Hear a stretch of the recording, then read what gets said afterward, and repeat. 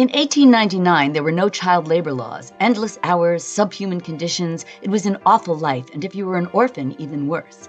The National Child Labor Committee hired a photographer to document child workers in factories, farms, and on the streets of New York, where 10,000 Newsies, aged 6 to late teens, lived. Many were homeless, all were dirt poor. Newsies had it hard. Every morning, they'd buy bundles of papers, 50 cents per 100, and spend the day hawking headlines, selling them for a penny apiece. If they were lucky, they'd make enough for a bed and a boarding house, a piece of bread, and still have enough for more papers the next day. But if they couldn't make enough for a bed, they'd sleep on the streets. Some snuck into performance halls or places open all night, hoping they would not be caught and kicked out.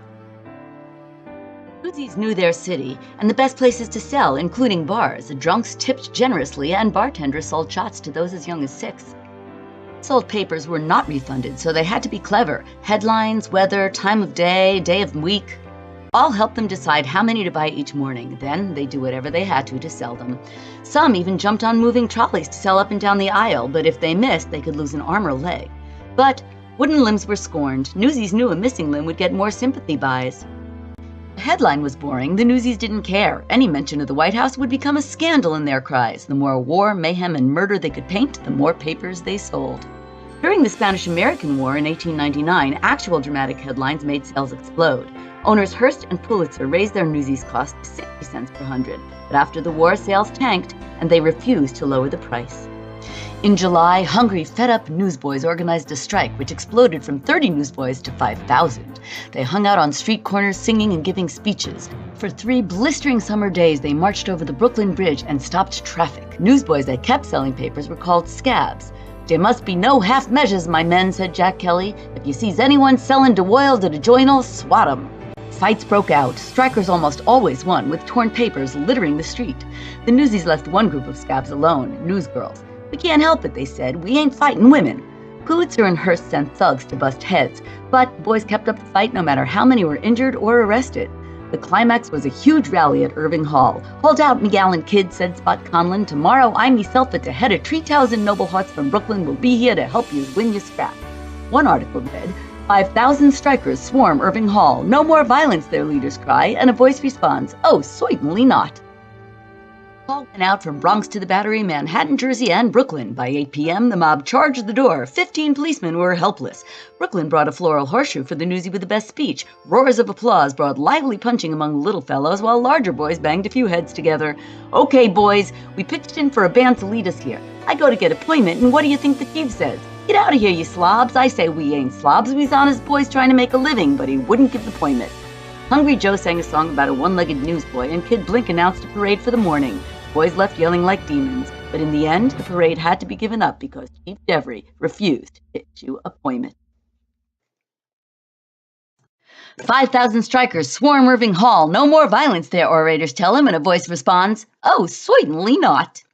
The boys ended a day of hard campaigning in New Irving Hall, a remarkable gathering. One unused to the ways of the New York newsboy might have thought it was a riot.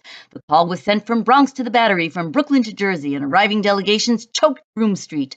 By 8 p.m., there were 5,000 boys, 2,000 from Brooklyn, carrying a huge floral horseshoe, 100 from Jersey, and the rest from Manhattan and the Bronx. 15 policemen were helpless. The hall refused to open early, so the mob charged the door and smashed it open. 2,000 got in without an inch of room left. Those outside were good-natured, yelling approval each time applause came through the windows. Mr. Joe Bernstein, the pugilist who used to sell papers himself, tried to keep order, but his hands were full. The speaker was a lawyer feller what's got a message for us from a New York congressman what says he's with us.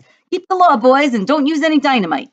Brooklyn announced the horseshoe was for the newsie with the best speech. There were roars of applause and some lively punching among the little fellows, while the larger boys banged a few heads together. Kid Blink came forward.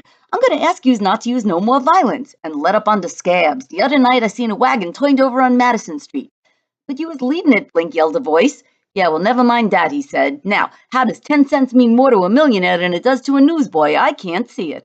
A big roar, then a voice hollered, "Annie, Annie, speech!" 5,000 boys cheered. After a poke with a gavel, the all-women strikers said, "Well, boys, what can I say? You know I'm with you through thick and thin." Then racetrack Higgins stood. 2,000 of us from Brooklyn are here with the boys till the end. We took up a collection and got a real band to lead us over here. So I go to Chief Devery today to get appointment, and what do you think he says? Get out of here, you slobs. I say we ain't slobs. We're honest boys trying to make an honest living. But he wouldn't give the appointment, so we had to leave the band home. Hungry Joe sang a song about a one-legged newsboy. Kid Blink announced a parade the next morning, and the boys left yelling like demons. By 8 a.m., 500 boys stood in front of the Tribune, some saying it should be an evening parade. Kid Blink is the far-seeing leader. The bigger the parade, the bigger the success. Remember when we went down to Wall Street the other day? Didn't we get more nickels and dimes than ever? We want the businessmen with us if we're going to keep this fight up. Get 'em, we must parade their way. I say we start here and go all through the lower city. If we want to parade again uptown where the ladies can see us, we do it in the evening.